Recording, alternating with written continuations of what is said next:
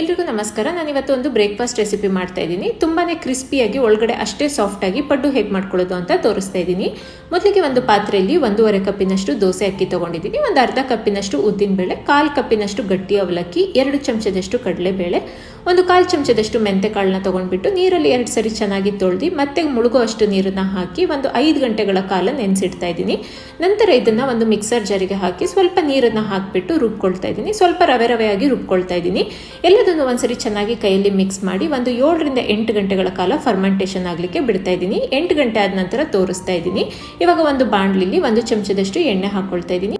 ಎಣ್ಣೆ ಬಿಸಿ ಆದ ನಂತರ 1 ಚಮಚ ಜೀರಿಗೆ, 1 ಚಮಚ ಕಡಲೆಬೇಳೆ ಹಾಕೊಂಡು ಕಡಲೆಬೇಳೆ ಕಲರ್ ಚೇಂಜ್ ಆಗೋವರೆಗೂ ಫ್ರೈ ಮಾಡ್ಕೊಳ್ತಾ ಇದ್ದೀನಿ. ನಂತರ 2 ಕಟ್ ಮಾಡ್ಕೊಂಡಿರೋ ಹಸಿ ಮೆಣಸಿನಕಾಯಿ, 2 ಬೆಳ್ಳುಳ್ಳಿ ಚಜ್ಜಿರೋ ಅಂಥದ್ದು, 3 ಕಟ್ ಮಾಡ್ಕೊಂಡಿರೋ ಈರುಳ್ಳಿ ಹಾಕೊಂಡು ಈರುಳ್ಳಿ ಕಲರ್ ಚೇಂಜ್ ಆಗೋವರೆಗೂ ಫ್ರೈ ಮಾಡ್ಕೊಳ್ತಾ ಇದ್ದೀನಿ. ತಣ್ಣಗಾದ ನಂತರ ಇದೆಲ್ಲದನ್ನು ಹಿಟ್ಟಿಗೆ ಹಾಕೊಳ್ತಾ ಇದ್ದೀನಿ.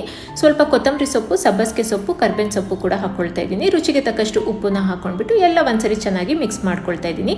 ಈ ಕಡೆ ಪಡ್ಡಿನ ಹಂಚಿಗೆ 1 ಚಮಚದಷ್ಟು ಎಣ್ಣೆ ಹಾಕೊಳ್ತಾ ಇದ್ದೀನಿ. ಎಣ್ಣೆ ಬಿಸಿ ಆದ ನಂತರ ಪಡ್ಡಿನ ಹಿಟ್ಟನ್ನ ತಗೊಂಡ್ಬಿಟ್ಟು ಎಲ್ಲದಕ್ಕೂ ಹಾಕಿ ಒಂದು ಪ್ಲೇಟ್ನ ಮುಚ್ಚಿ ಮೀಡಿಯಂ ಫ್ಲೇಮಲ್ಲೇ ಒಂದು 5 ರಿಂದ 6 ನಿಮಿಷ ಎರಡೂ ಕಡೆ ಚೆನ್ನಾಗಿ ಬೇಯಿಸ್ಕೊಳ್ಬೇಕು. ಲೈಟ್ ಗೋಲ್ಡನ್ ಬ್ರೌನ್ ಕಲರ್ ಆಗೋವರೆಗೂ ಕೂಡ ಬೇಯಿಸ್ಕೊಳ್ಬೇಕು. ಈಗ ಎಲ್ಲ ಕಡೆ ಚೆನ್ನಾಗಿ ಬೆಂದಿದೆ. ಈಗ ಬಿಸಿ ಬಿಸಿಯಾಗಿರೋ ಕ್ರಿಸ್ಪಿ ಆಗಿರೋ ಪಡ್ಡು ರೆಡಿಯಾಗಿದೆ. Thank you.